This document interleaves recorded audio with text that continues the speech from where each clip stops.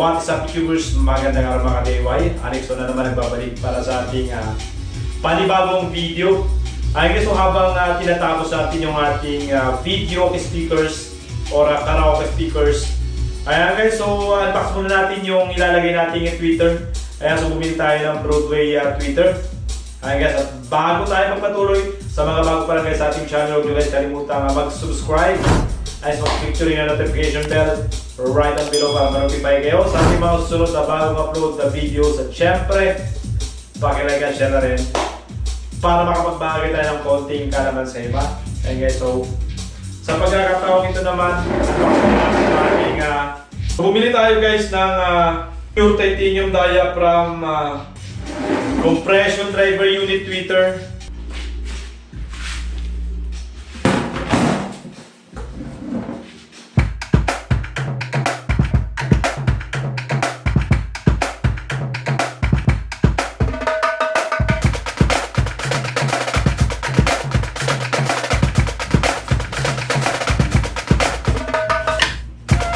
So ito yung isa sa pinakamura na mabibili natin online. Okay. So maganda yung kanyang packaging.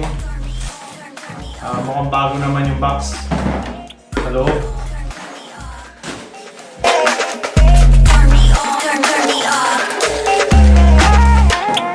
So nakalagay dito ang model niya is Broadway brand BCS 350.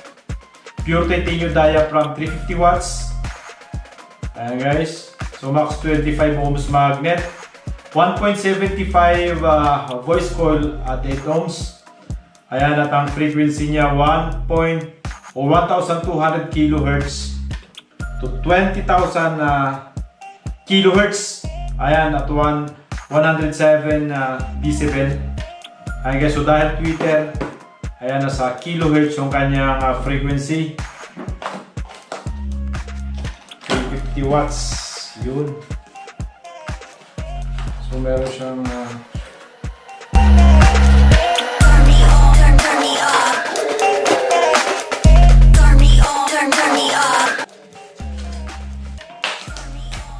yun. At meron siyang free na capacitor.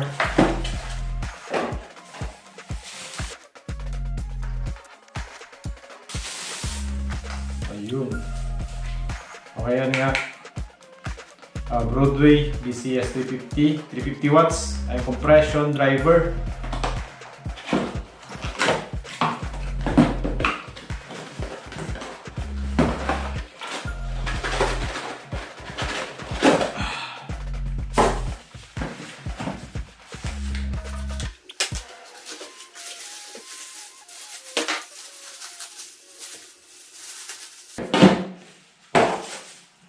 So ganyan siya kalaki. Siguro nasa ano siya 6 inches in diameter estimated. Yan, 6 inches. Push button yung kanyang speaker terminal. Yan, plated. Kagandahan, meron siyang screen. Ayan, fine yung butas. O sa nakakasala yan ng dumi. Okay, kunin natin yung kanyang horn. So ito siya. Yeah. So meron tayo rito 6x8. Okay, dahil thread type dapat thread type din yung bibili natin. Yan. Kasi dalawang klase yung ganito, bolt on tsaka thread.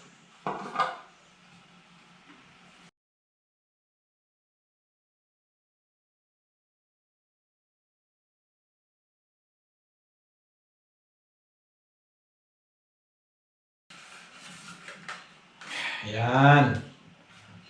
So ito yung sukat sa ginagawa natin VIDEOKE speaker. So ito yung lalagay natin.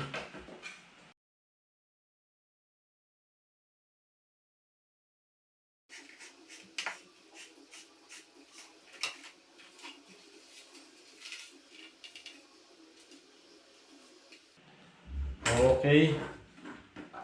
So, ayan, ganyan, tsura niya.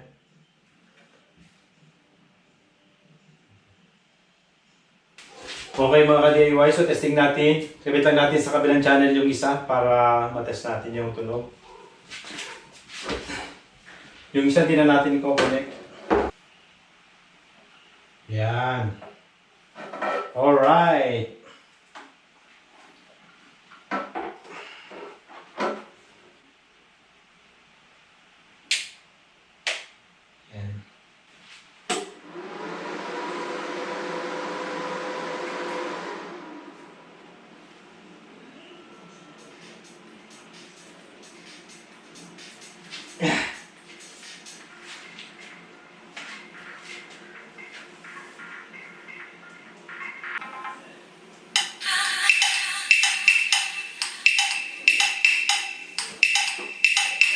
Okay, bukas yung tunog niya.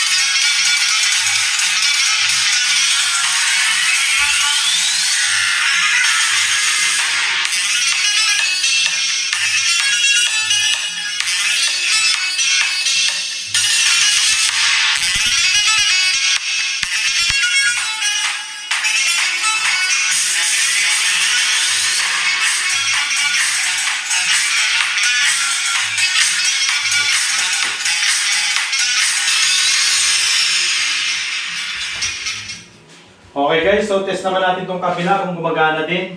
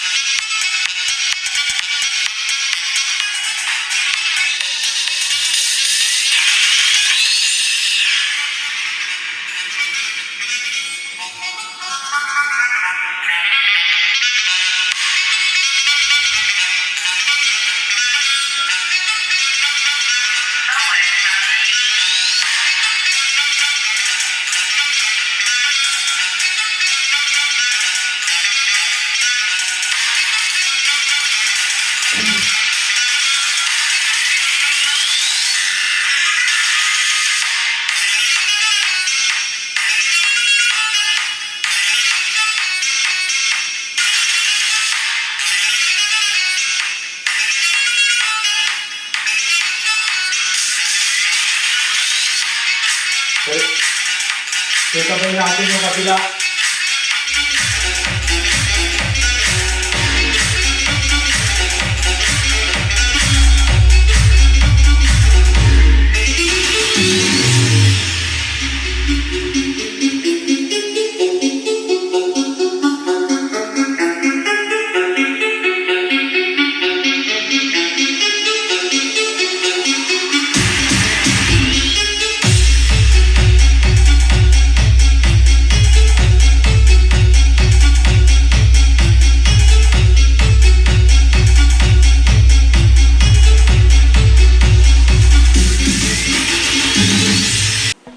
mga ka-DIY, napakinggan natin yung simple nating sound test sa ating Broadway.